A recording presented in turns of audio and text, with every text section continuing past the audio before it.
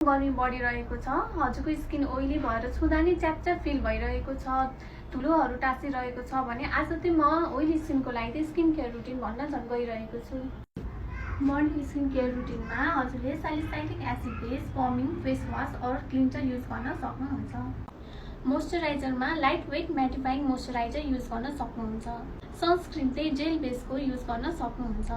अब night skin care रुटिनमा सुरुमा चाहिँ हजुरले salicylic acid base farming cleanser प्रयोग गर्ने, सेकेन्डमा रेटिनोल सेरम युज गर्ने र थर्डमा चाहिँ हजुरले मोइस्चराइजर एप्लाई गर्ने। Exfoliating pads once or twice a week चाहिँ हजुरले प्रयोग गर्न सक्नुहुन्छ। यदि हजुरलाई ओइली स्किन केयरको लागि क्लिनिकल ट्रिटमेन्ट दिन मन छ भने carbon laser facial is the best. यसमा चाहिँ हजुरको फेसमा थिन लेयर अफ कार्बन लगाइन्छ र यो पिकोसेकेन्ड लेजरद्वारा कार्बन पार्टिकललाई ब्रस्ट गराइन्छ।